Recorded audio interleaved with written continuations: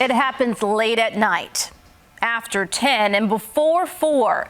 It's called patient dumping. Wait, so y'all just gonna leave this lady out here with no clothes on?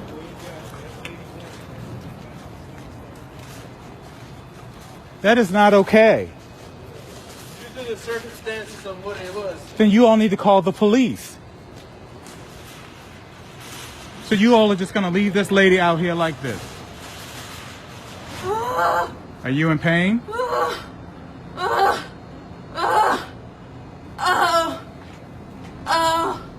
For any society, just to drop somebody off in the middle of the night, and especially with a disability, and expect them to fend for themselves is really barbaric. And if a hospital wants to make the most profit, they want to get the most number of people in the beds. So to get somebody out and get the next person in, find a place, dump them off. Because if your heart really is to help those in need, on the one hand, but on the other hand, if somebody else's heart is profit, how can you reconcile those two?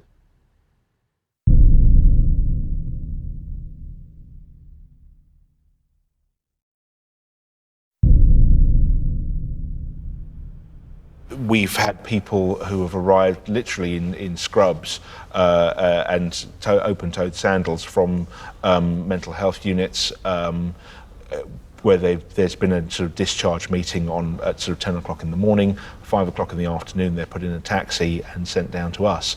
Last year we had a man who had been discharged from the local hospital 9 days after having open heart surgery.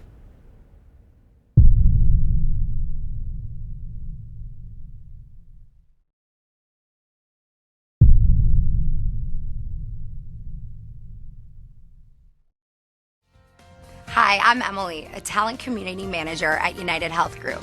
Here at United Health Group, we're providing healthcare to over 90 million people worldwide. Hi, I'm Allison, and I just became eligible for Medicare, so I signed up for a Humana Medicare Advantage and prescription drug plan.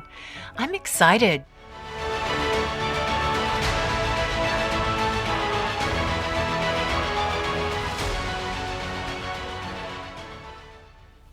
The NHS has been repurposed from a public service to something for profit extraction. And all the changes we have seen have just been about liberating up these potential assets for the corporate raiders to take them over. Healthcare is a multi-trillion-dollar opportunity if you listen to any of the lobbyists. It is. I mean, globally, if you look at it, it is a huge, huge market, potential market. And the NHS stands out as a 120-odd billion pound opportunity. Lobbyists normally lobby for one or two reasons, a threat or an opportunity, and the NHS is a nice, juicy opportunity. we share in the risk of ill health together. It's a joint project. We fund it together. We share that cost fairly. That's the essence of the NHS. What's truly worrying about the way in which the NHS is moving is that that whole essence is being fractured and undermined by the involvement of the private sector and by the underfunding process. If things continue unchecked, and this really is a juggernaut which is accelerating and seems to be in its final stages, then we will end up, I think, and we already are, in a situation where there's a two-tier system. You will never abolish the NHS. The NHS simply becomes eventually, ultimately, a third-class basic service. The biggest open secret in Britain is that the National Health Service, the NHS, is under attack. This war on a unique institution is not new, but has entered a dangerous new stage. In 2019, more of the NHS was sold to private firms than ever before. The term privatisation is seldom used, its reality concealed in corporate spin, in deceitful words like reform and partnership. Of course, the NHS may look and feel the same, and it works, often brilliantly, but it's changing fast. with hospitals forced to compete and profit-making companies cutting back on vital services, especially to the vulnerable. This film is a tribute to an institution that gave freedom from fear to millions, the first of its kind in the world, a last bastion of true public service. It's also a film about democracy. Above all, it's a warning. This is Michael and Matthew Moncrief, who lost their father, Trevor, to a heart attack. Aged 66, Trevor Moncrief lived in Melton Mowbray in Leicestershire. He died after an ambulance from a private company, Amvale, answered a 999 call to his home. The ambulance pulls up and they've gone in to the house and seen Matthew performing some rudimentary first aid on my father.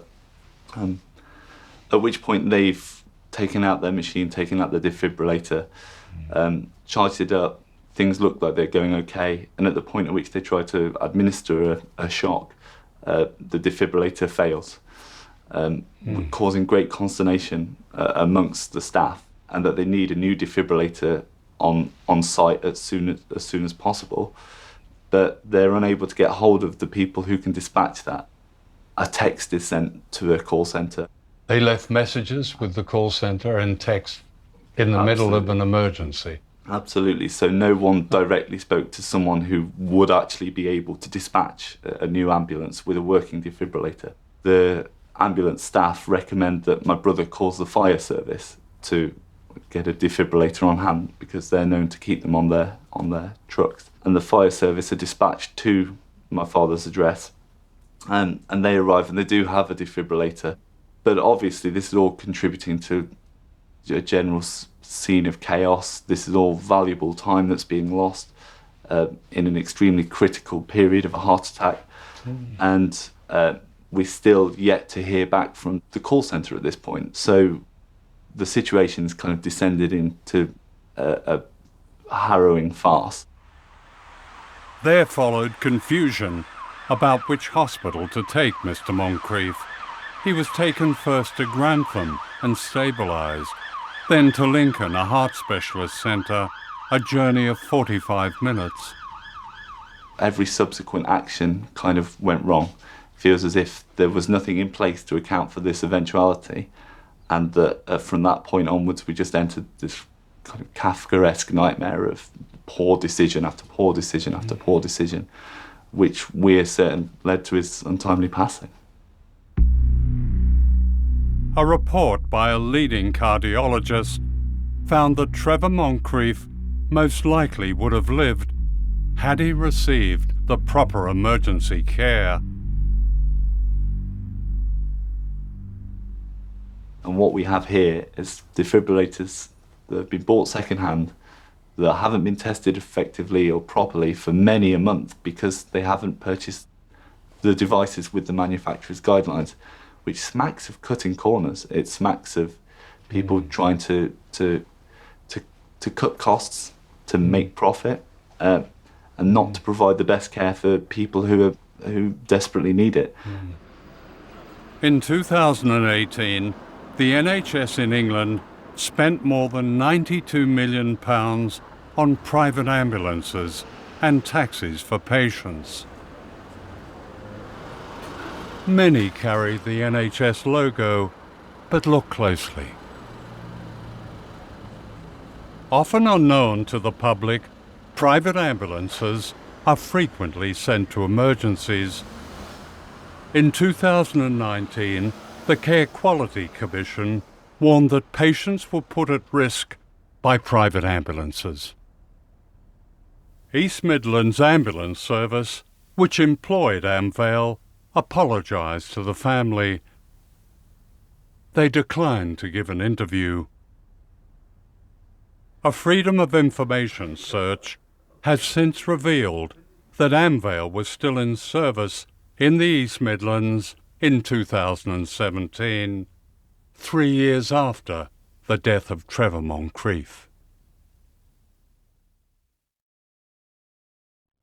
Keith Salt waited almost a year for a gallbladder operation. He was in constant pain. In 2013, he was offered the procedure in a private hospital, Spire Parkway in Solihull. The NHS would pay for it. A feature of privatisation is that thousands of NHS operations are outsourced to private hospitals, many of which do not have the same facilities as the NHS, the same expertise, and the same responsibility if something goes wrong.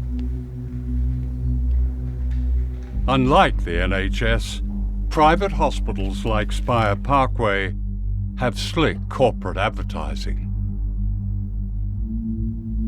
When did you find out that something was wrong?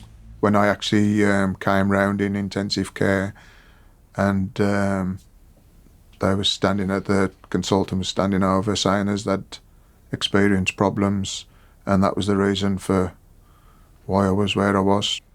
What was the result of this mistake? He nipped the bile duct. It was a 75% cut in it, and I had one of the worst injuries of a bile duct that you could have without, I suppose, dying. When I did delve into what these kind of injuries do, a lot of people in a few years back was quite bad, and a lot didn't survive beyond 12 months with this kind of injury. I'll just get this right. Dr. Mercer, the specialist who rescued the situation, yeah, I suppose, he came from the NHS hospital. The QE, yes. Yeah, the QE. Queen Elizabeth. But yes, it isn't until later that you suddenly realise that, unlike an NHS hospital, when there is a problem, they haven't got the backup to call on at that particular time, as you do in an NHS hospital where they've got probably several in the same field that they can call on at that time. Had you known this before, would you have gone over to it? I was desperate at that time to just get it done, yeah, I was in that much pain. Do you think the NHS should send patients like yourself to private hospitals? Well, I thought it was good at the time. I mean, I must say, I was quite impressed in the fact that going into a private hospital, as opposed to when you saw the surroundings and what was... Why were you impressed? Just simply because the difference in what you were getting for even the rooms, the reception areas, the facilities. It was just so impressive for somebody who only ever went to an NHS hospital as to what suddenly you were being given. So it looked good? It looked good, yeah. Didn't end up being good, but it looked good. In 2015, following Keith Salt's operation, the Care Quality Commission published this report on Spire Parkway.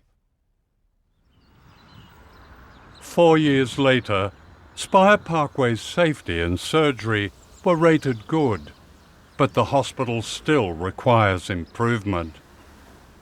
Did Spire Parkway Hospital ever apologise to you? No. Did the surgeon who did it, did he ever apologise to you? No.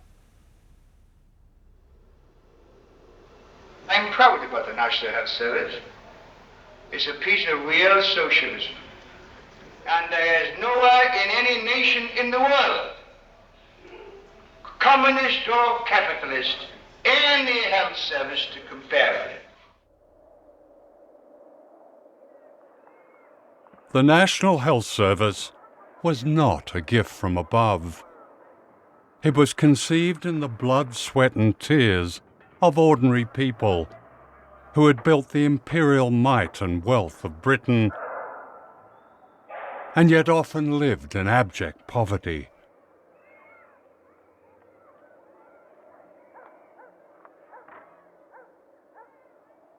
In the 1920s and 30s, modern healthcare was a luxury, Children died from Dickensian diseases. Women still died in childbirth. Infection ravaged slums without running water and sanitation.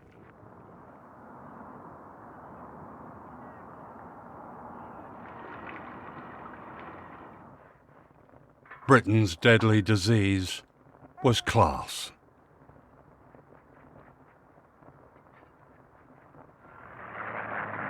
The Second World War was a political awakening for millions of ordinary men and women.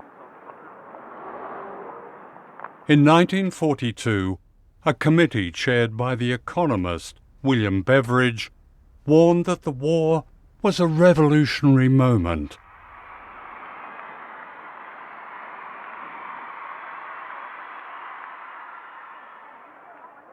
The elite were worried. What would happen when the soldiers came home? For many Britons, the war had been fought not only against fascism, but for a new Jerusalem of decent homes and jobs and healthy lives. The Beveridge Report proposed a welfare state and the world's first national health service. Winston Churchill and the Conservatives opposed it. In the 1945 general election campaign, the war hero Churchill was not always welcomed in the industrial heartland. Can you hear me? When we are asked what is our policy, I can only tell you that an enormous mass of work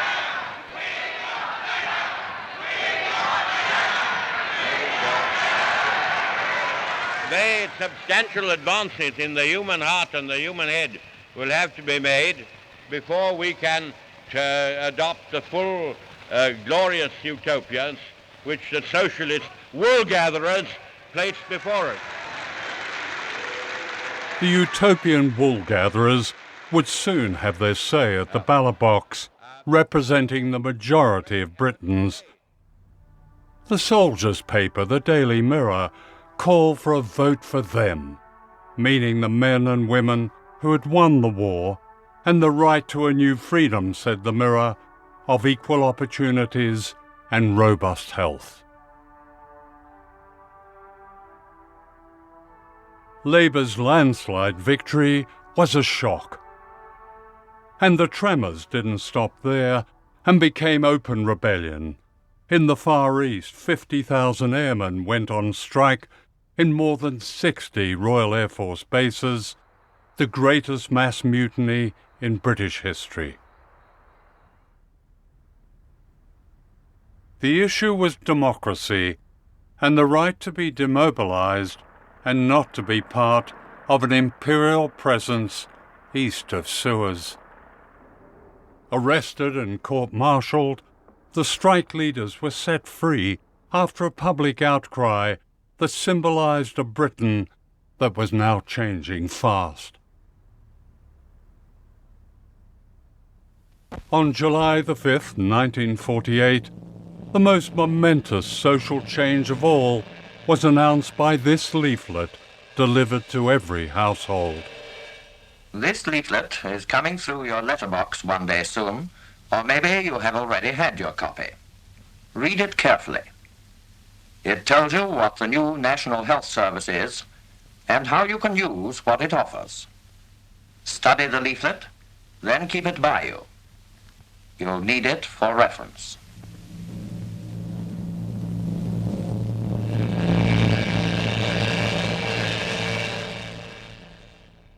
The NHS was founded in 1948 to give people freedom from fear of healthcare bills at a time of great need and distress. And that fundamental principle of freedom from fear, on the basis of a national health service providing healthcare for all throughout the UK, on the basis of need, not ability to pay, and free at the point of delivery, That's been an enormous, an immense, and an important achievement. I mean, my father was a general practitioner in the 30s. He became absolutely convinced that that system, which was effectively a market in health, people had to pay.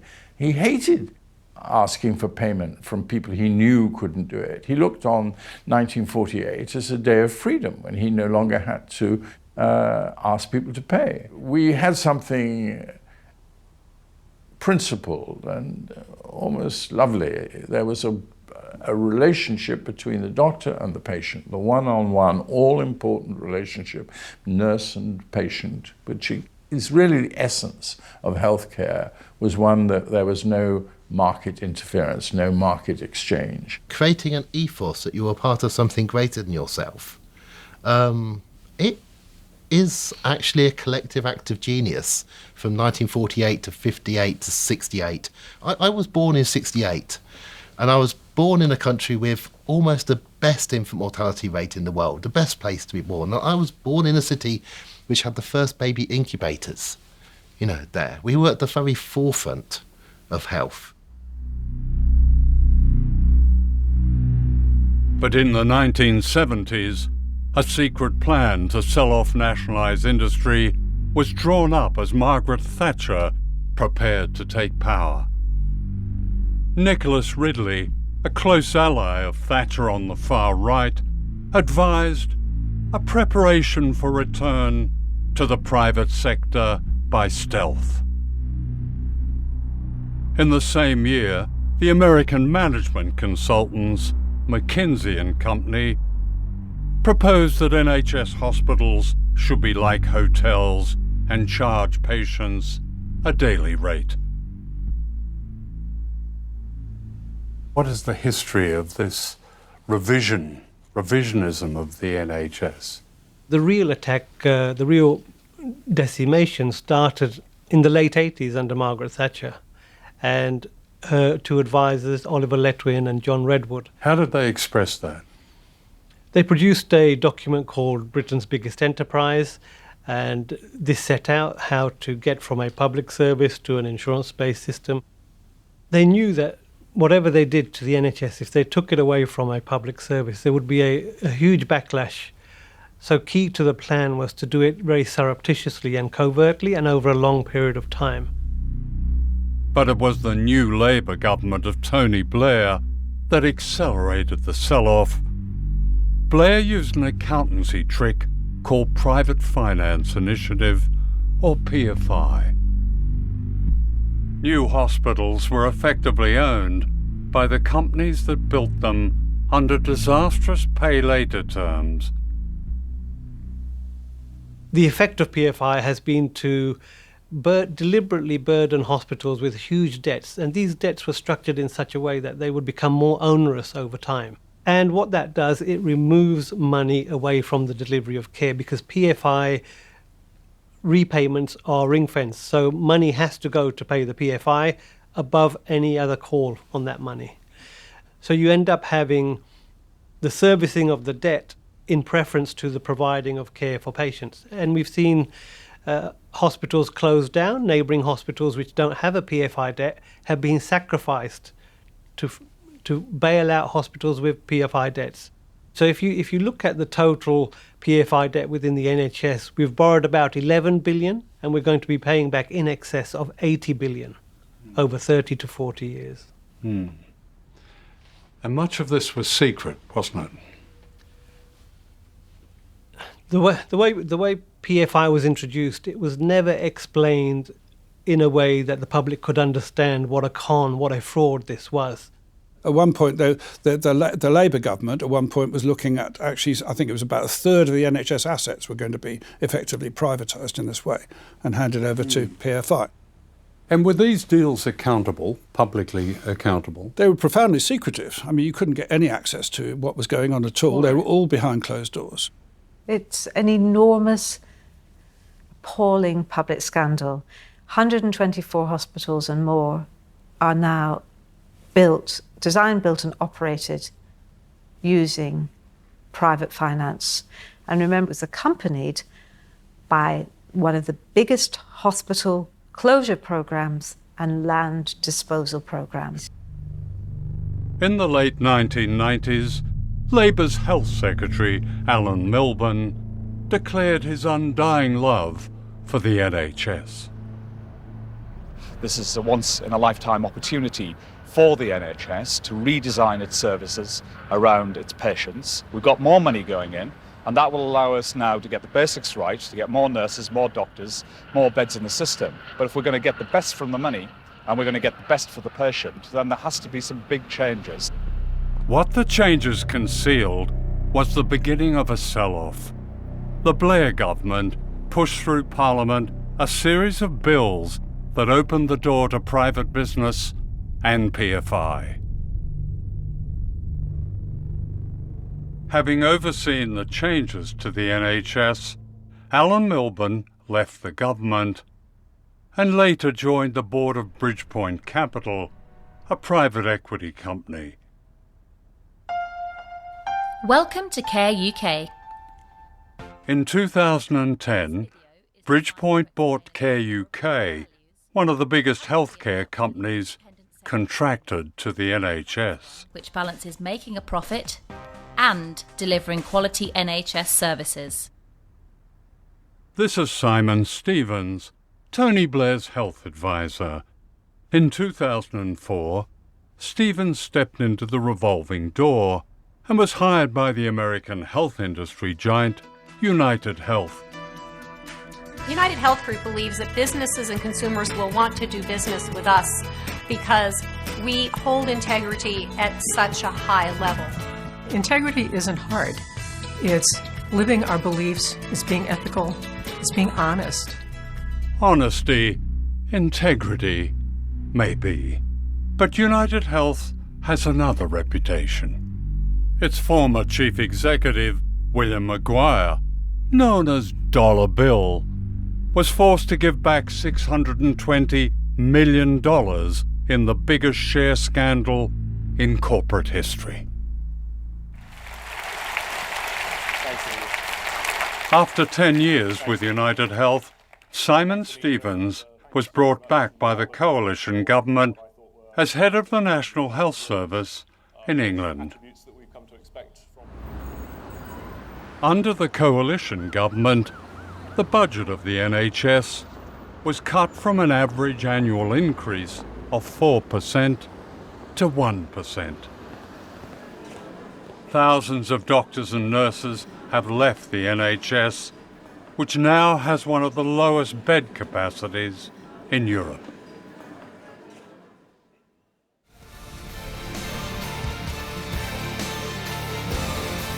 In the NHS today, one American company stands out, McKinsey, the management consultants with a worldwide reputation for helping governments reform public services.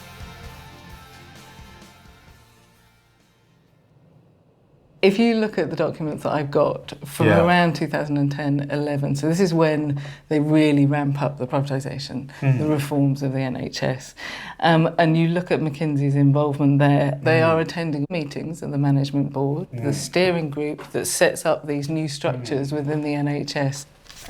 This is a McKinsey document. It's about designing the new system, and they have set the agenda here. This is a great document. This is them discussing the new organisational design. So you have an American healthcare model. So they're looking at Kaiser Permanente.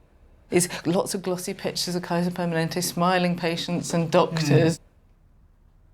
I think the management of the NHS have become dependent on the management consultants. I think it seems to be no longer does a management ever sit down and actually draw up its own plans. They actually bring in somebody else. And at the end of the day, all you're getting is, the management consultancy kind of approach, in which, you come along, you ask a management consultant the time, he borrows your watch, tells you the time, charges you £1,000, and we've got that right across the NHS,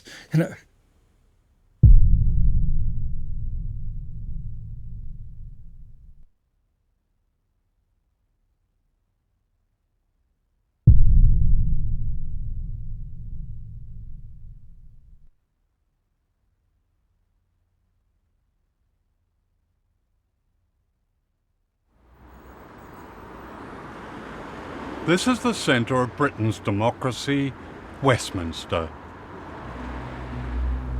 Unknown to many of us, a network of pressure groups, lobbyists, and right-wing propagandists have their offices in the streets that border Parliament. Their target is the National Health Service. Tamsin Cave and I are taking a tour. Okay, and this humble abode just round from Parliament is the Institute of Economic Affairs. Tell me about them. The IEA is an incredibly effective propaganda machine. You look at the size of it, it's not a big, massive advertising company or lobbying agency. It's a small organisation. But the relationship it has with the media is incredibly tight. So it manages to get its messages into the tabloid press, it's all over the internet, but particularly the BBC. We do know from other sources that it has taken money from the tobacco companies. So for somebody like Philip Morris, the huge tobacco giant, they described the IEA as particularly useful in getting its messages out into the public domain. Yeah. The NHS represents everything that the IEA stands against. So it is a public institution, but right now it has some friends in very high places. Okay, we're now in Tufton Street. It's worth noting that Tufton Street is kind of like this epicentre for these kind of think tanks. You've got the low tax advocates over there, you've got your climate change deniers over there, you've got your privatisers over there, your deregulators, they're all here. It's brilliant. And in the middle of it, you've got the Centre for Policy Studies, which this was Margaret Thatcher's think tank. So these are the offices of another free market think tank, business lobby group. It's called Reform. And this is it's sort of a younger version of the CPS, basically. And it was set up specifically to lobby for privatisation of public services, so not just the NHS, but education and justice and the like. The brilliant thing about Reform, very clever this, they set up a kind of front group. So it wasn't enough that they were then saying the corporate messages in the press. They set up another group. They set up a thing called Doctors for Reform, which brilliantly was led by a GP, one who specialised in Botox, but distinguished specialist. Exactly. And he can reach parts of the media that a think tank can't. They're all round the honeypot, aren't they? They're all close to power, because just down the road there is the Department of Health. Yeah, I mean, imagine the corporate interests lined up. They are literally behind the Department of Health. It's very, very handy. Okay, here we are in Bressington Place, just off Victoria Street. Portland House, what's in there? This is the office of the trade body for all the other companies that are looking to get their hands on NHS money. So all the big outsourcers. You've got in there Care UK, biggest NHS contractor there is at the moment. You've got Virgin, they picked up £2 billion worth of NHS contracts in the last 5 years. You've got Bupa in there, hundreds of £1 million of NHS work. And there's the arm of the biggest US health insurer, which is called United Health. Their tech arm, Optum, is a member of this organisation as well. It's called the NHS Partners Network, and it paints itself as kind of part of the NHS family. They are investing in influencing the government. It's an investment they made, a tactical investment, because it delivers a return. I spoke to a leading lobbyist, Andrew Haldenby. The health service is a public service. Why should it be privatised? I think the health service is a lot more of a public-private mix than people may sometimes think, and actually was right back at the beginning. So, GPs, a very, very crucial part of the health service, have always been independent contractors in effect. They have their contracts with the NHS, but in many ways the main thing I have to say is that the health service is this mix. It's this mix of public financing and a lot of private delivery one way or other that has built the health service we have today with its strengths and weaknesses, and I think I really strongly think that it should continue to be that mix going forward. But Reform has advocated, for example, the introduction of payment in the health service. I think you called it a membership charge, and the people staying overnight in NHS hospitals should pay a hotel charge. The idea of a sort of membership fee was put forward by Norman Warner, who is a Labour peer. What he was trying to answer the question in a pamphlet for us, how do we get citizens of this country to take their health more seriously? So he suggested, just as an idea, a £10 a month, if you like, membership fee, which is not a huge amount, but it would be enough to sort of give people, if you like, a sort of personal stake in thinking about their own healthcare. Certainly, if we think of something like technology, which will be absolutely core, it's already core, always has been core, but even going forward, it's very exciting to think what new technology can do to the delivery of healthcare. That at present can only really be done in partnership with the private sector. The new IT system in the health service was installed by private companies and was a total catastrophe. Well, yes, I think there may be one minor thing that came out of it, so we can say nearly a total catastrophe. All this wheeling and dealing behind closed doors fed into the 2012 Health and Social Care Act, which promoted privatisation and changed the NHS as never before. It's a very large act. It's over 450 pages long. And it's really the act that enables both the dismantling of the old system that was in place from 1948 and a switch to a newer system which is much more modelled on the US healthcare systems of the US. See, people watching this will be shocked to hear that their health service has been and is being dismantled. One of the founding duties on the Secretary of State in 1948 was the duty to secure and provide health services throughout England for everybody. And that's the duty that has been abolished. That duty to provide has gone. The Secretary of State has a much weaker duty to promote a comprehensive health care, but the duty to provide services in accordance with the Act has gone.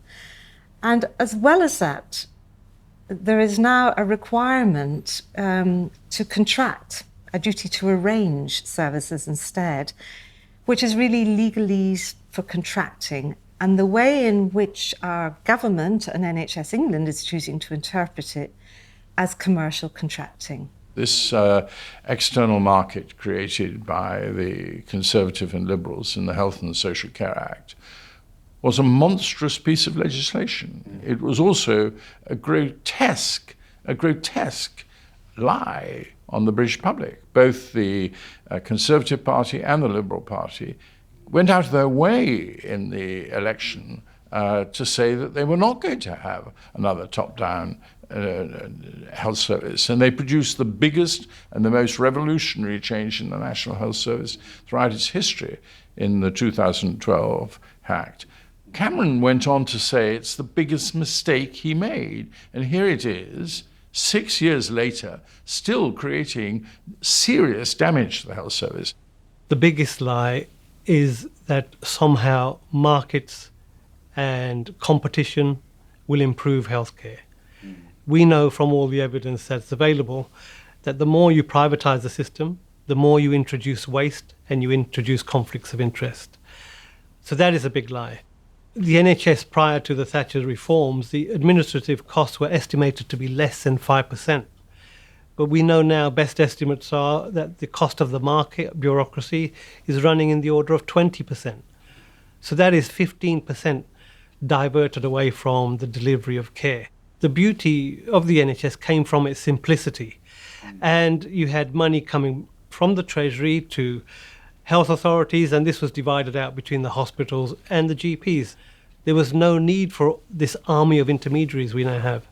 The NHS crisis, which is no longer a winter crisis, it's an all year round crisis. And that's how privatisation is manifest. But it's very convenient because it looks like it's the NHS that doesn't work. It looks like it's the principle of publicly funded, provided and owned healthcare, which doesn't work. What people can't see is everything we've discussed behind the scenes, that it doesn't work because tens of billions are being siphoned off to running a market system, to the PFI debt, to outsourcing profits, to management consultants. So 2,500 years ago, this woman was walking on the streets of Babylon, and she sees a frog, and the frog says, "Lady, please pick me up and give me a kiss. I will turn into the most beautiful, handsome prince you've ever seen." This is Ali Passer, a former Goldman Sachs trader and super salesman who claims he is starting a world revolution in healthcare. Not just us. We're about to change everything about healthcare. It's going to become completely democratized, maybe not in the next 5 years, but certainly in the next 10 years. It's going to become accessible, it's going to be affordable, it's going to be everywhere. Right? Ali Passer became a national figure in Britain when his company Circle Health won a contract to run Hinchingbrook Hospital in Cambridgeshire from 2012. It was an historic moment for the NHS, the first NHS hospital to be effectively sold off. We were classed as a failing hospital, so we were informed that this great businessman was coming in.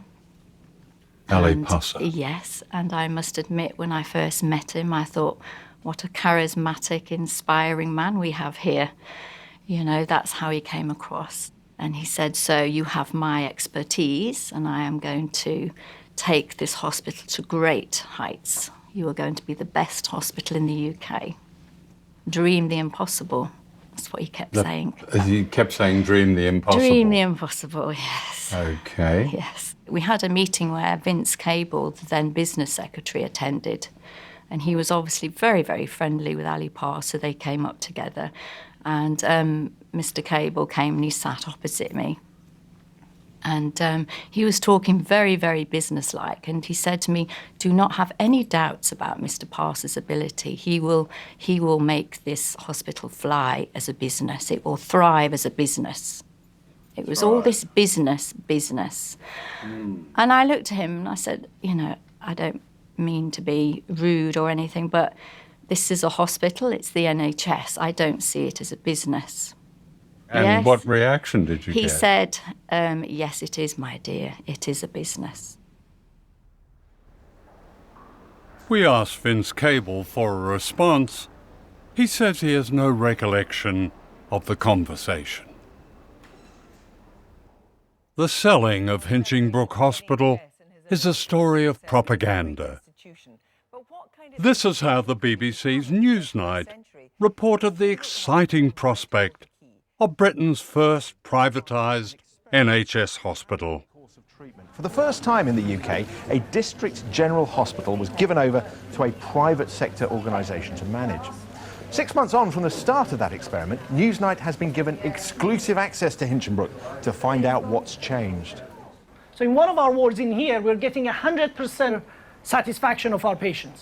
There is still a way to go. Nevertheless, at Hinchingbrook, they're celebrating the 6th-month milestone with cupcakes. We're feeling that now. We're satisfied with looking after every single one of our patients. These partner meetings are a big part of the turnaround strategy. They're called partner meetings because the staff now own 49% of the company. That's part of the plan, reigniting and then harnessing their creative enthusiasm. Our response to that was that every person that worked at that hospital and the local community already had a stake in that hospital. They didn't need to become shareholders in some fantasy scheme. And to be honest, I didn't want to be a part of that. That didn't sit right with me. And I actually said that. I said, I don't want to have shares. I said, this is the NHS. I just want to do my job. It was a 10-year contract. They promised absolutely astonishing levels of savings. It was absolutely incredible. It was something in the region of 300 million over 10 years. They sold this idea that they were going to get all the staff working in the new corporate way. And so they gave them all new uniforms. So they no longer had NHS uniforms. They were Circle Hinchingbrook uniforms. They decided that as lead nurses, we would then, on top of our jobs, we would meet daily and go around all of the wards, our own wards, and look very carefully. You know, it would take an hour or so of our working life to look into the patients to see if we could actually get them out quicker. And we used to have to do that and have our results back for Circle by 1 o'clock every day as to how many patients we could move out. So that we could accommodate the planned admissions, and the planned admissions are the ones that bring the money in. And the sad thing was, as lead nurses, we were all put up against each other. So there were 6 of us, and we all used to work really well before Circle, but because of the nature of it, it became very competitive. You know, in the performance meetings and in the operational meetings, it was a competition. And therefore, that cohesiveness didn't exist anymore. So if you still had patients blocking beds, as they say, then you would be failing in this competitive situation. Well, yes, and I was always a failure. I was always told that, you know, so it gets to you when you're being told that. But before 2012 was over, Ali Parsa had stepped down, taking a contractual payment of more than £500,000.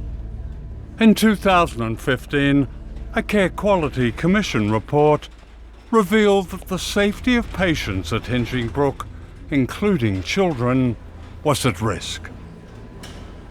Circle disputed the report and says it won a national award for patient care. The Care Quality Commission were brought in, and there was a damning report produced, so bad in fact that they put the hospital, for the first time that they'd had to do this, in special measures. Circle withdrew from the contract, a dramatic failure in terms of the privatisation project.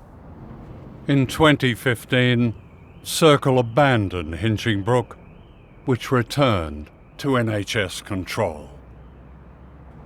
Why were these people allowed to run a hospital? Because what happened when they withdrew 3 years into a 10-year contract, the NHS was left to pick up not only the financial damage, but the damage it caused to the local community and to the staff who had to work through these 3 years of incompetence. One day I came into work as usual, and my brain had just switched off. My bleep kept going off, and I couldn't remember how to recall my bleep.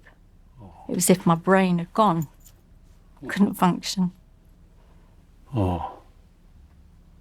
So, yeah. It's okay. It's okay. It's very sad. It's a very painful memory. It's a job you loved. So it was really sad because I'd worked there so long. How long? 24 years. And I'd lost my extended family. Yeah. You know what I mean?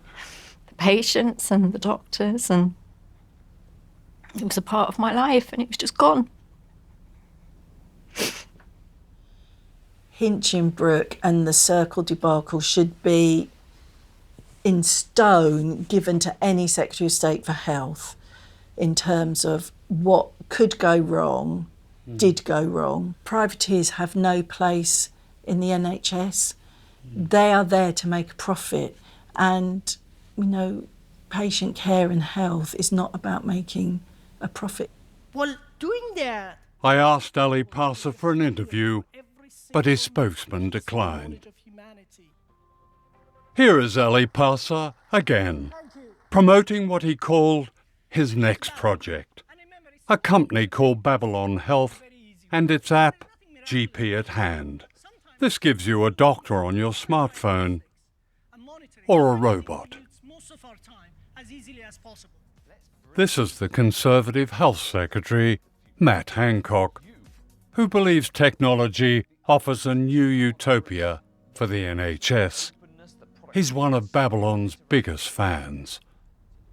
Secretary of State for Health, Matt Hancock, is very keen on this. Well, I suppose he is, but I mean, you know, I don't have much confidence in this guy's ability or his judgment. I mean, he just, you know, he also appeared in that crazy advertorial, didn't he? I mean, that's the other thing. You know, a big question about what is his links with this company.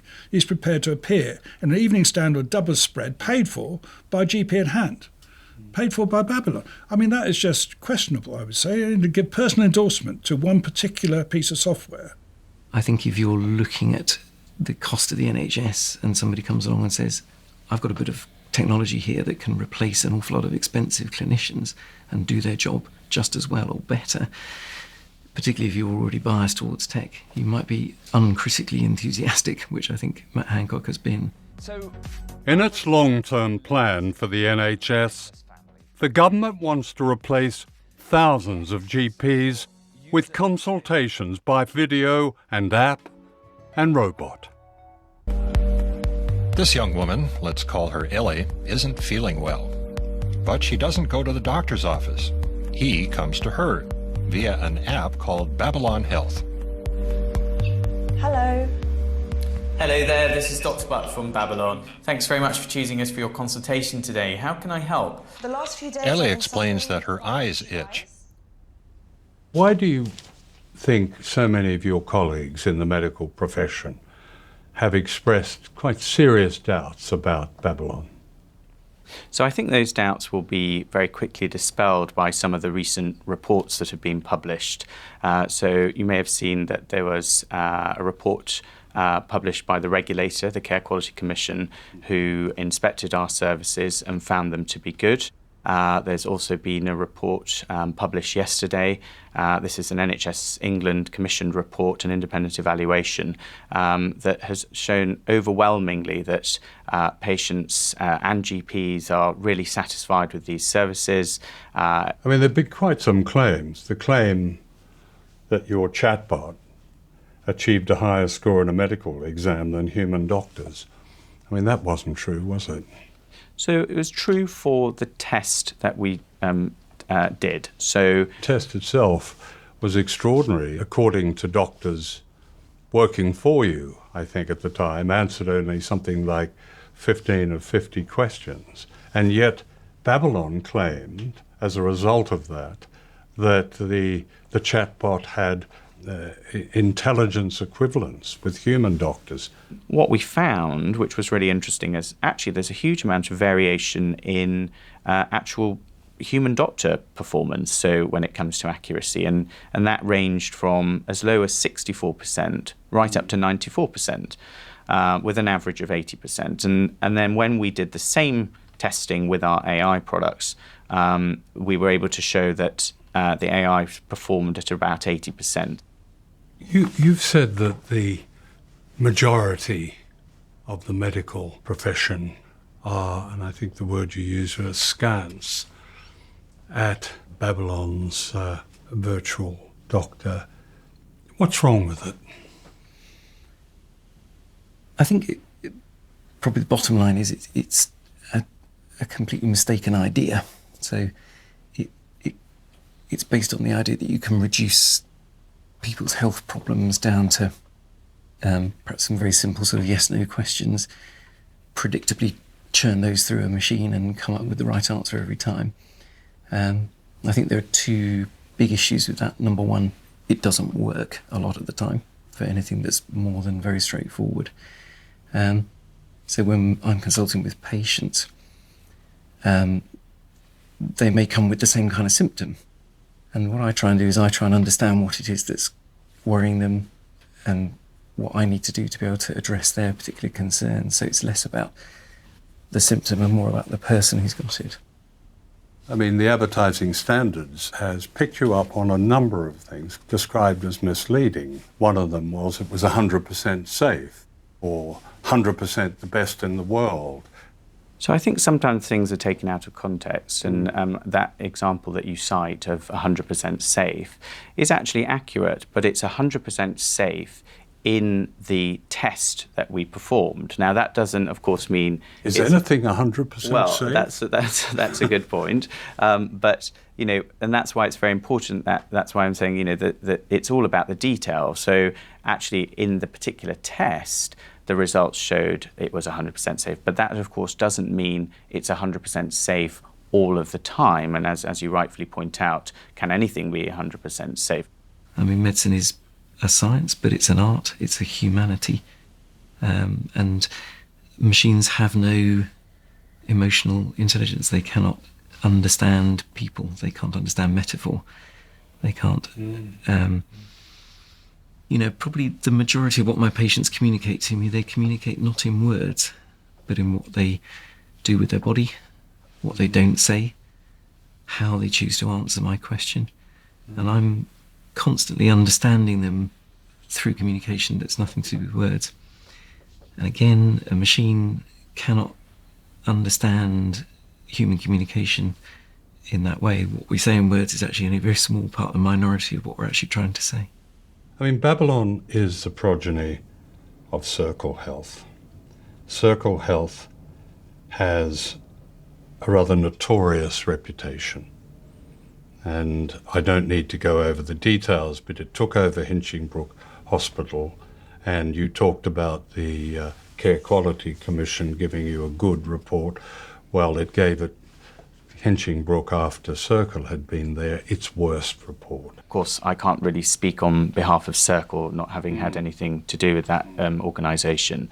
What I do know is, you know, our founder, Dr. Ali Parsa, as you mentioned, actually, you know, did some really amazing transformative things in Circle and took the hospital you mentioned, Hinchingbrooke, from being a failing hospital to actually being a highly performing hospital. Now, no, excuse me. But things changed after he left. It didn't become highly performing. And I mean, I can't obviously specifically comment on Circle, but what I can comment on with great confidence is the Babylon as an organisation, and actually, you know, I can't commend Dr. Parsa enough for his leadership. You know, if you think about the success of Babylon and everything that we've managed to achieve to transform patient care here in the UK and beyond. You have words and you have actions. And the actions are taking us further and further towards an American model. The words keep spouting out the rhetoric, but the actions are taking us further away from that public good towards the kind of American model. So the actions are what tell us what's going on. This is Chicago's all-news station.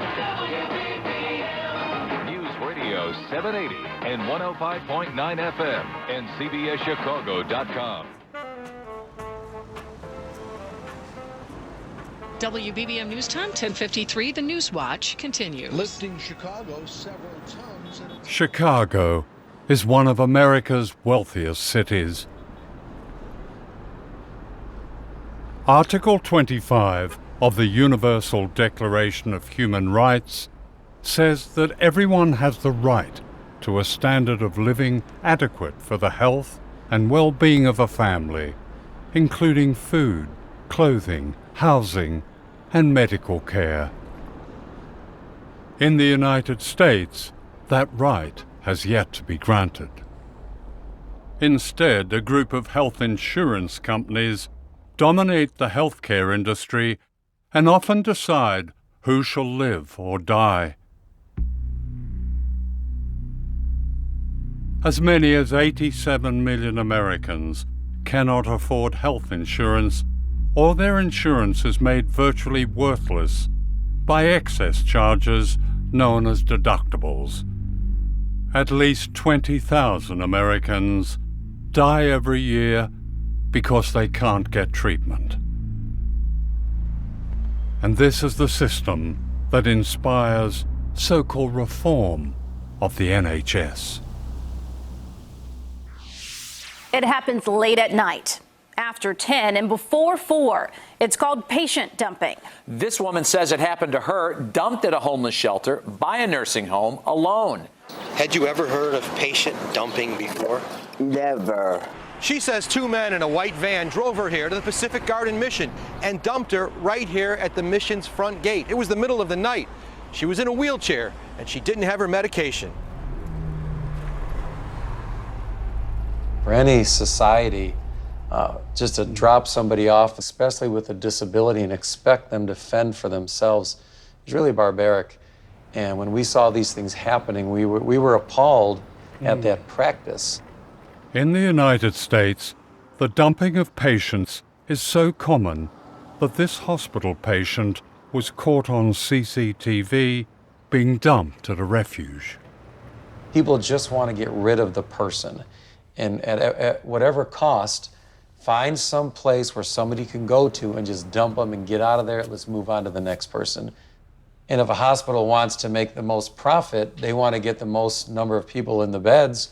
So to get somebody out and get the next person in, find a place for a person to go to, and if you can't, dump them off, because they know that an organization like ours, we wouldn't leave them out there. Yeah. So they're really trusting the goodwill of the organization.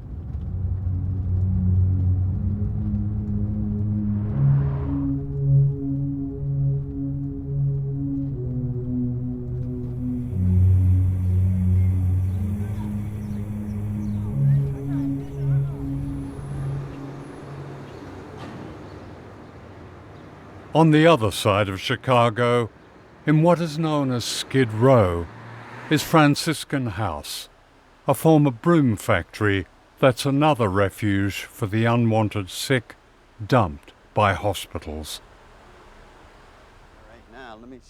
They do their best here, but it feels like a warehouse for expendable people. When this is full, how many does it hold? This dorm here is 148. Right. All right. What happens to people who have no health insurance, or maybe have health insurance, but it's not adequate? So it's not like the hospital calls us and says, this person's coming over. We're going to dump a patient. And this is these are the issues, all right? No, their driver's going to come by the front door and is ready to just drop them off right there. Some of them have possibly had some surgery. Some of them might be psychiatric patients. Yeah.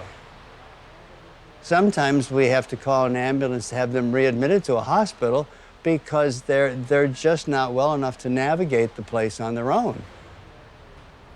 But sometimes we're nowhere near the door and the person gets dropped off.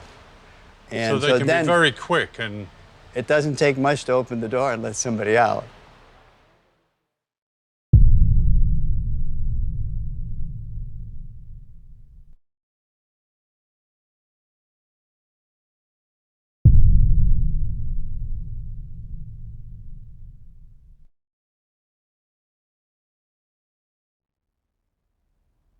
Wendell Potter was the chief public relations executive of Cigna, a giant health insurance company.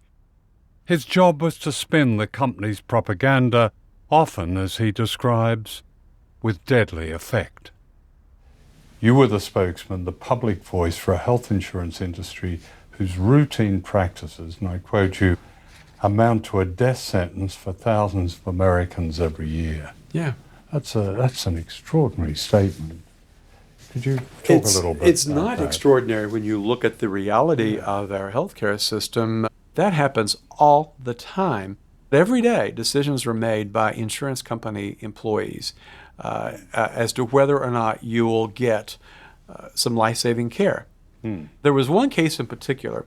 It involved a 17-year-old girl in Los Angeles who needed a liver transplant, and her doctors at UCLA Medical Center said they felt the chances were significantly good that she would come through the surgery and live many years. Just remind me of her name. Her name is Nataline Sarkeesian, and there was a medical doctor at Cigna 2,500 miles away in Pittsburgh who looked at the request for prior authorization, which is, again, a term that is prevalent in our system. Doctors have to ask insurance companies in advance for permission to proceed with a procedure, or at least to get coverage for it, or some assurance that it'll be paid for.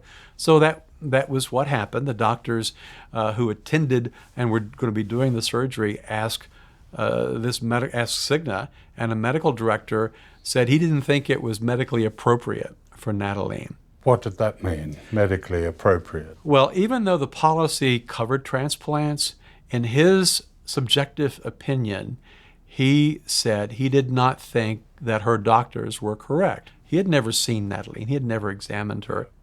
Keep in mind that a perfect match had been found, and the transplant had been scheduled, and the family came into the hospital on the morning that the transplant was to have been done, thinking that it would be done.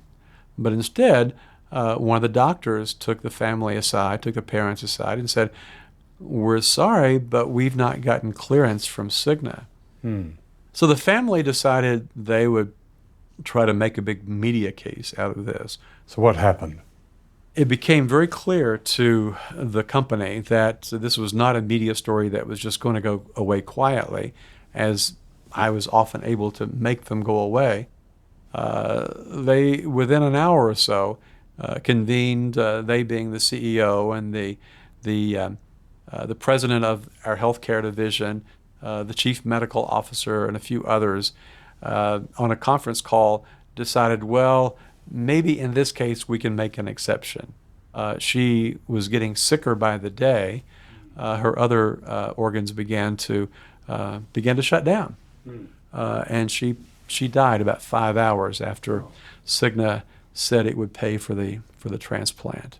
And I just said, I am in the wrong line of work. I can't keep doing this. My job was to help perpetuate a very, very unfair, expensive, and dysfunctional system. What kind of wealth did that company have at its disposal then? There are a lot of executives close to the CEO level who make millions of dollars a year.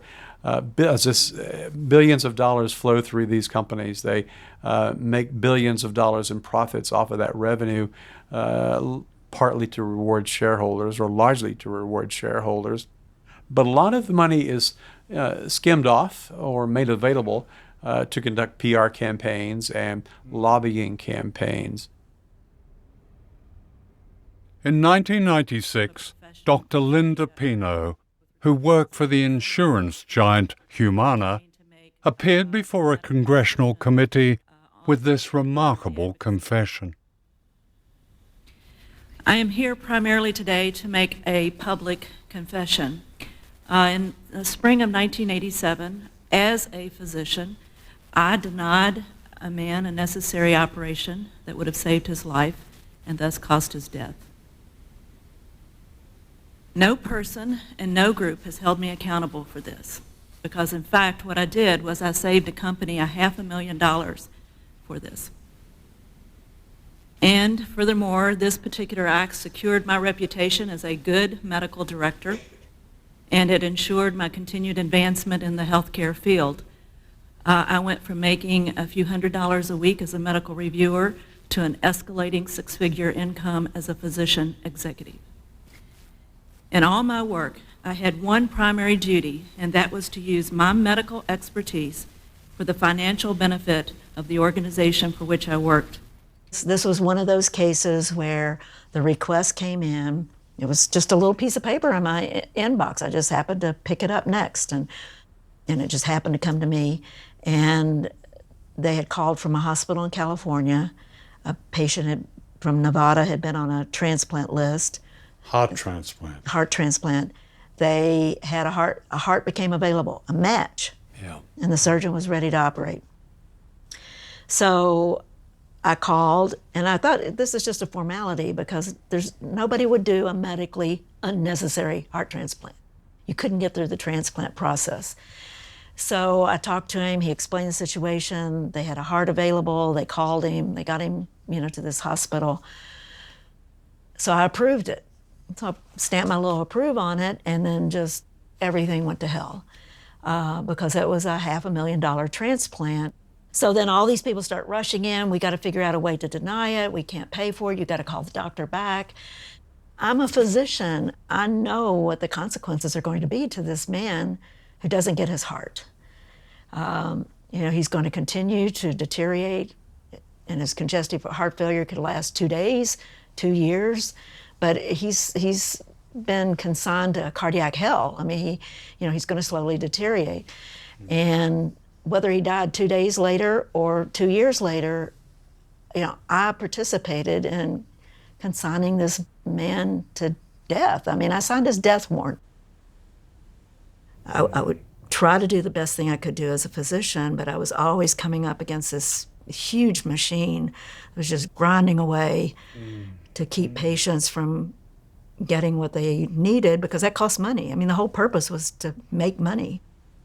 That's the risk for all these other attempts at privatizing portions of something like the NHS, is when you begin to hand over the benefits, the funds, to these private companies to manage. I mean, their goal is going to be to make money, not to provide better care or more care or appropriate care.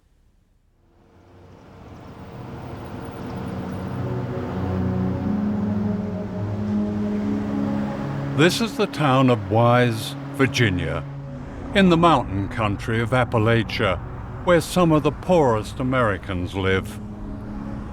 The coal mines once gave people here a precarious life. Today, many are unemployed and unwell.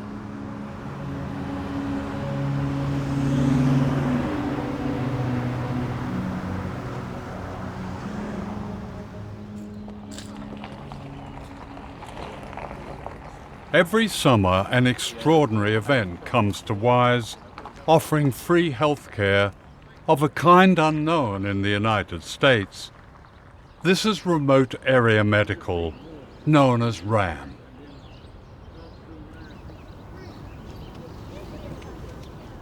It's a wonderful community that comes together and that actually looks out for each other. Yeah. They come in, we greet them in the morning, starting at 5, 6 o'clock in the morning. To come through and we register them. We don't ask them identifying questions. Yeah. We don't care if they have insurance, we don't care their income, demographics. We just ask them, where does it hurt and how can we help you?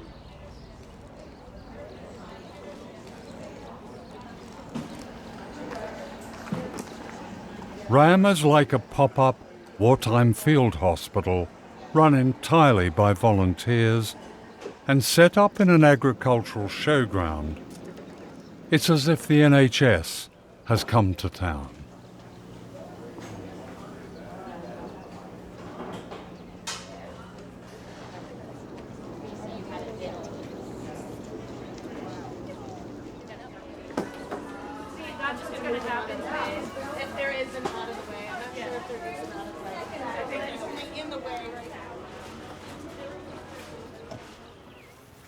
People wait for days for the clinics to open, sleeping in their cars.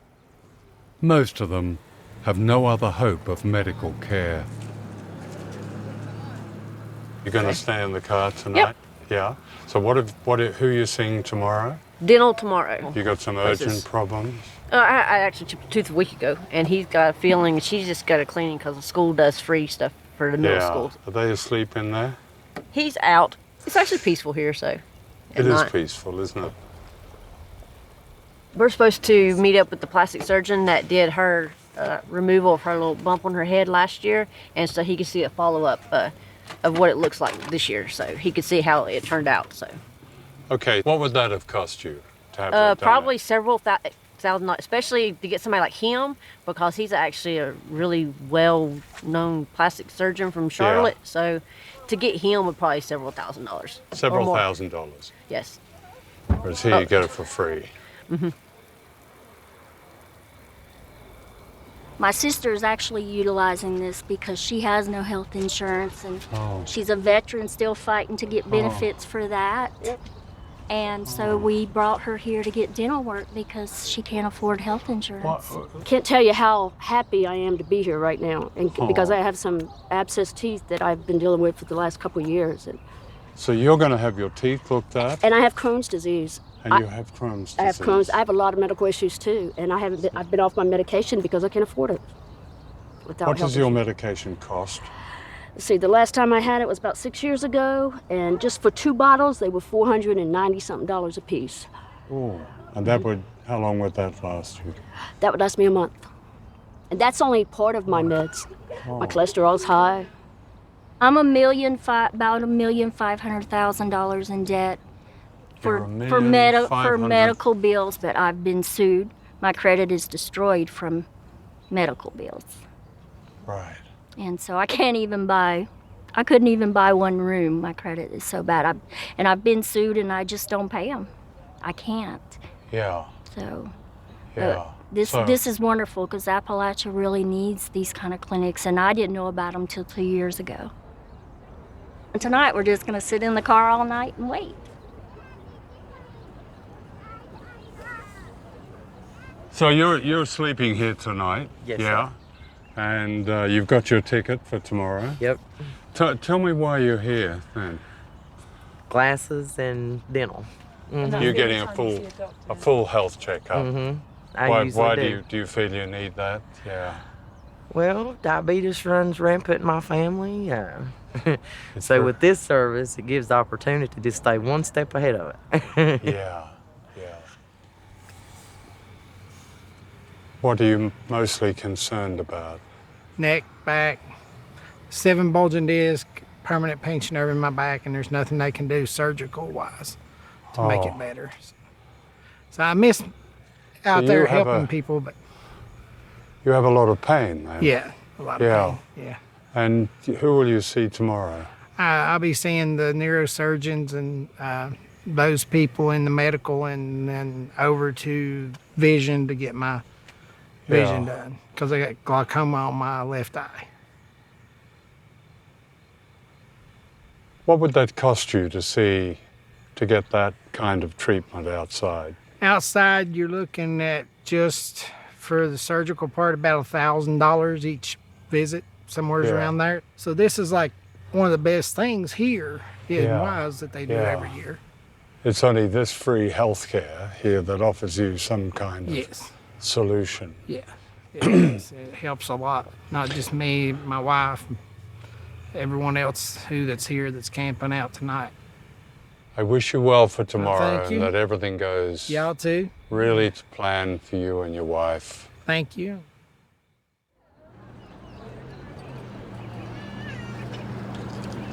It's 6 a.m. and the sun is just coming up. Everyone has a number. Anybody with a numbered admission ticket below 40? Yeah, I know you're a cheerleader. 41, 42, 43, 44, 45. We're offering mammograms, pap smears. We're taking chest x-rays. We're doing EKGs inside. Can I ask you why you're here? I work at a gas station, and for me to get insurance for me and my husband is over $200. That's just for vision and dental. I can't afford that making $8 an hour. You just can't.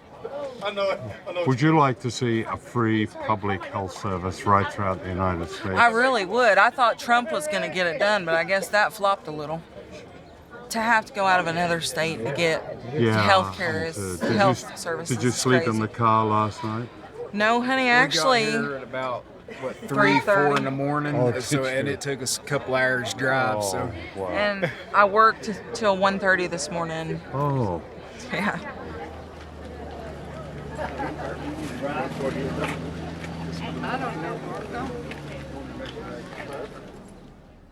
RAM was founded in 1985 by the late Stan Brock, a Londoner who believed passionately in the right of people to health care, regardless of their ability to pay. Stan was the world's expert on free health care. It had to be free. It had to be real care, high quality. He didn't want us to tell somebody to go find a doctor or a dentist. Stan was the guy who could inspire the workers. He could inspire the volunteers. And his words were simple. We need you. And that is why you folks are gathered here today. And in Stan's honor, we will never forget the mission.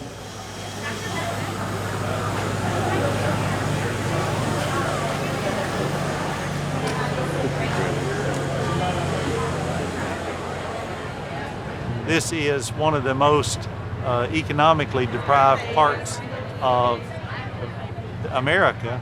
The coal industry boomed in years past and has mostly declined. We have some counties out here that have no dentist, and there are lots of specialties that we don't have at all that cities take for granted.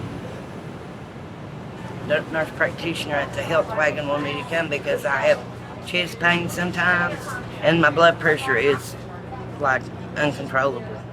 Okay, can you describe your chest pain? What kind of a pain Well, is there? sometimes it hurts like a dull hurt. I'm armed in some, but this morning it's just been like sharp twinges. Do you smoke? Yes. We're a belt of disease.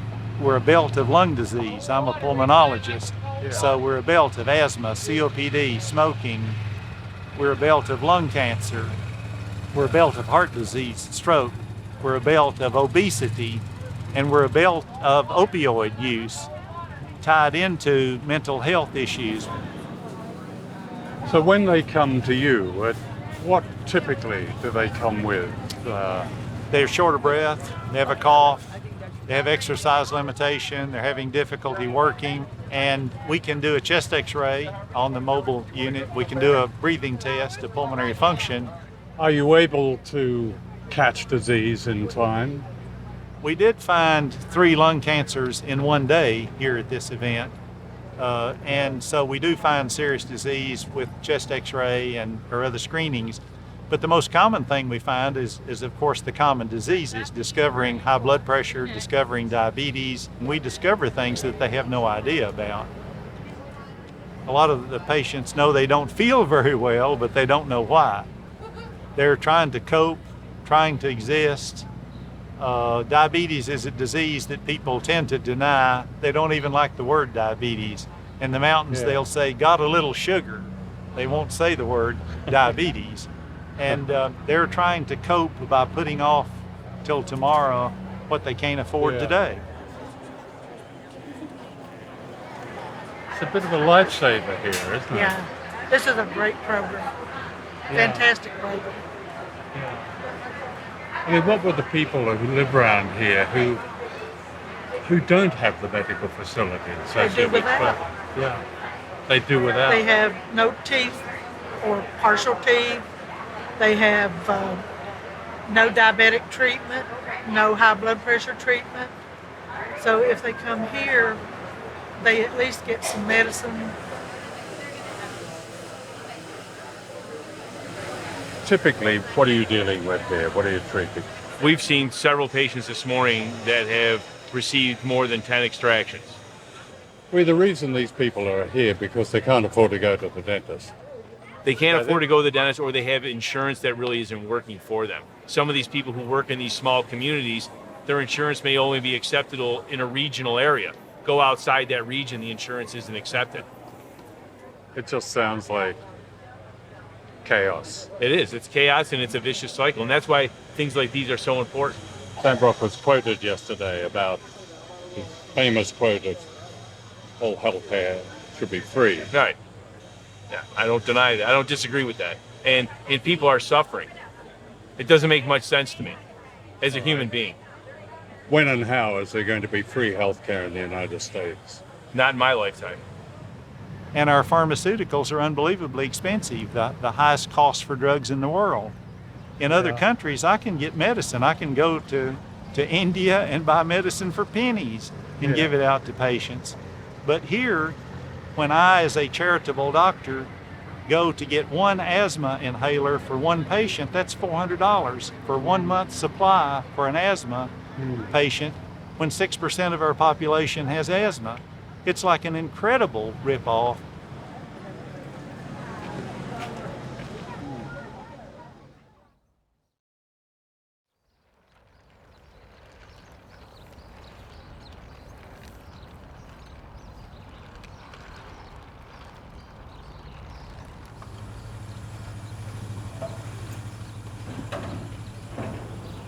And then they were gone, wrapped up in a few hours.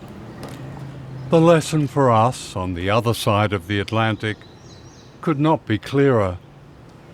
Could the NHS be reduced to charity that comes and goes, like this extraordinary event in Virginia.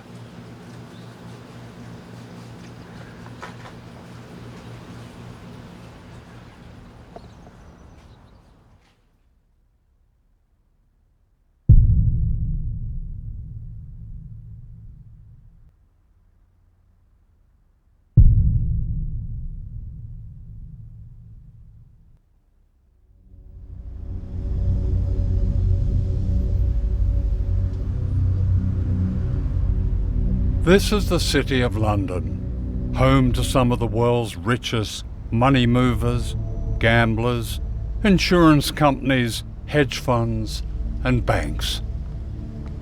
It was here and in Wall Street that the great financial crash of 2008 was caused by a system of greed, mismanagement, and corruption, most of it rescued by the government. And it was here that the imposition of an extreme ideology called austerity was justified. Austerity is one of the propaganda triumphs of the age because there's no need for austerity. There is a debt owed by banks that were bailed out with our money. We, the people, don't owe a penny. Then why are we paying for it? Why are the poorest picking up the bill when some of the biggest companies in the world pay little or no tax? Why has mass poverty returned to Britain? Why are the very premises of civilized life, of which the National Health Service is a beacon, being run down or put up for sale? Why, according to one study, is there the greatest rise in mortality in 50 years? The study undertaken by you and your colleagues gave up some really damning evidence that thousands of excess deaths in England and Wales were linked to cuts in the health service. In the first 7 weeks of 2018, an additional person died every 7 minutes. The only thing that fits is austerity, the cuts to the health service, but cuts to social care as well. Because as the cuts got deeper and deeper, people began to die faster. The frail and the elderly first, elderly women who are much more likely to be living on their own than elderly men. And we first said this over 4 years ago. And the cuts continued, and then life expectancy itself began to drop. You're talking about 120,000 people so far who have died earlier than they would otherwise. For child and infant mortality, we're ranked, well, neonatal deaths, we're 19th in Europe. And that's getting worse. One thing that shocks medics, our babies used to have a 3 times better chance of not dying than babies in Portugal in the 60s and 70s. Portugal was always put forward as a terrible place to be born. Now you're much more likely to get to your first birthday if you're born in Portugal than in the UK. The changes in the health service have a great deal to do with privatisation. Yeah. The change of the character of the health service has much to do with that. Yeah. And in making this film, we found that it's much more prevalent, certainly than I realised. What's the impact of that?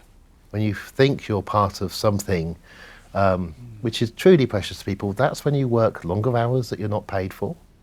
That's when you spend another minute with somebody that you wouldn't otherwise. Turn it into a business where their customers are not patients. And, you know, the same way that most people treat their jobs, it's how you get paid, but it's not a vocation. And that's very dangerous with health, because you really want the people looking after your health to actually care about you, not care about when they're going to be going off shift.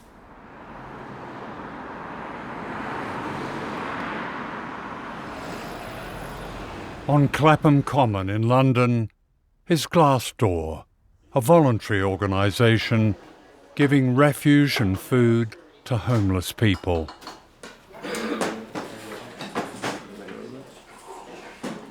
For some of the people here, their predicament bears a striking likeness to patient dumping in the United States. We're getting a lot of emergency discharges from local hospitals.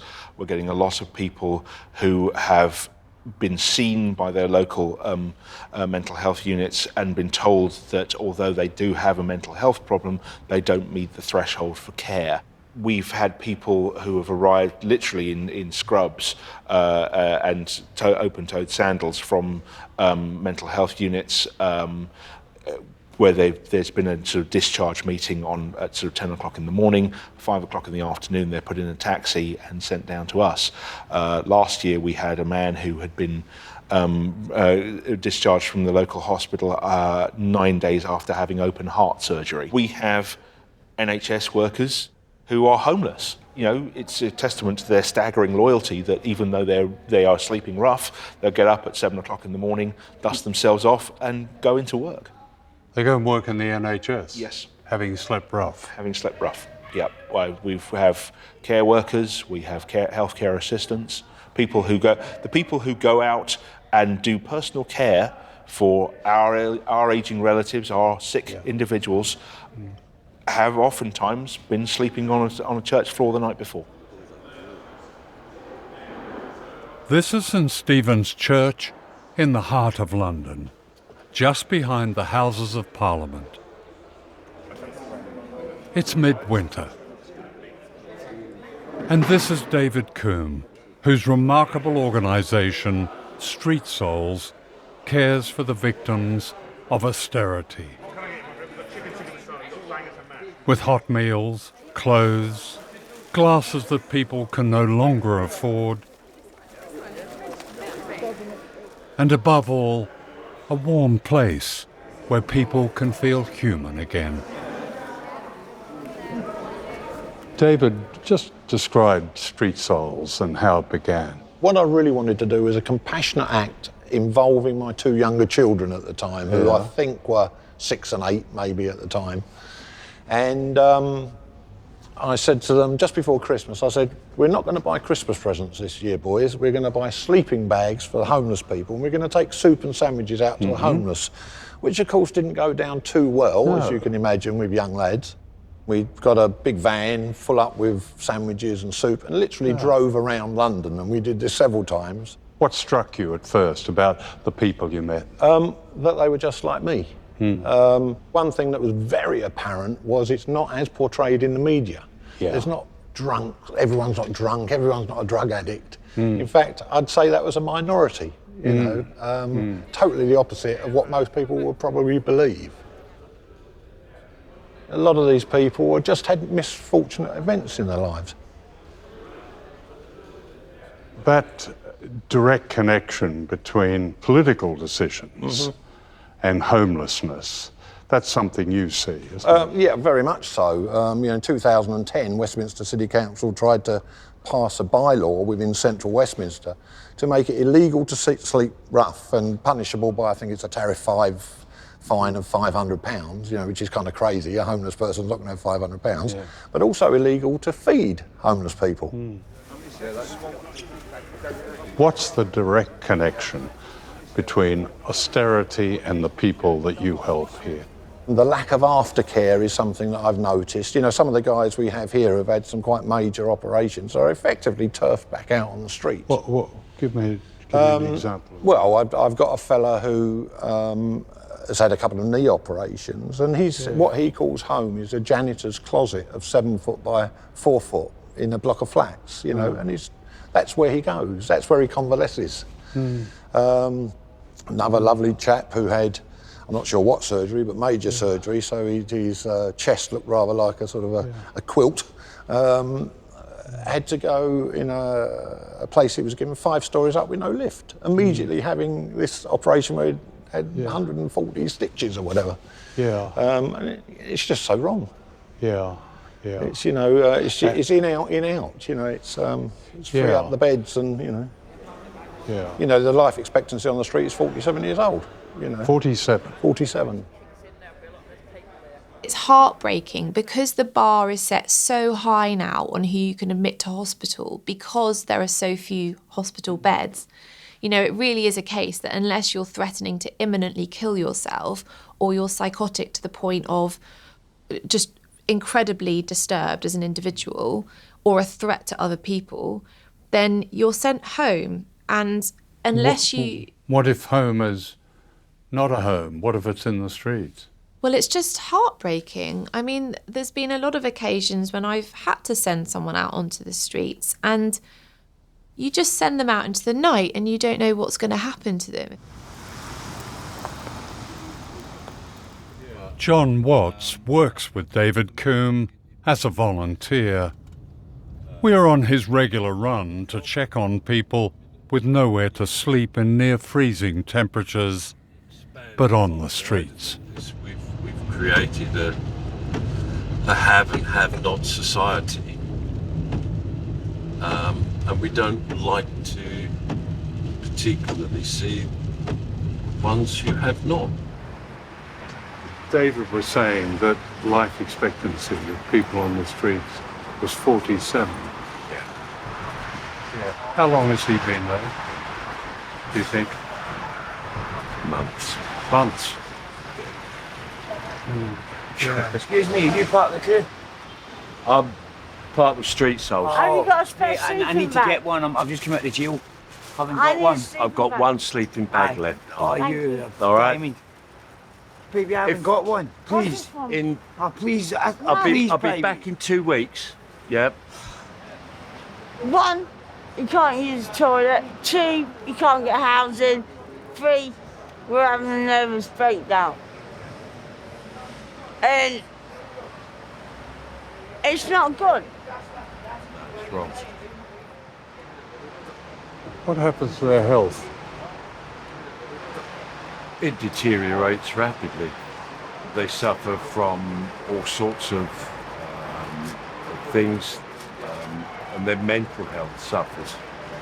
They don't sleep enough. They only get a couple of hours sleep because they're either moved on or they're nervous about people, and it's just a downward spiral, basically. Yeah. For those who are not used to being homeless, to sleeping on a cold pavement, that must be a shock. I think it would be a shock for anybody. Anybody. It's bad enough in the summer, and in this weather and in these temperatures. Yeah. I just find it unbelievable in the 21st century. But, Yeah. Yeah. Why is this happening in 2019, middle of London? Sorry. We stop filming when the frustration of one rough sleeper spills over. Okay. Okay. Yeah. Sorry. Okay. Sorry.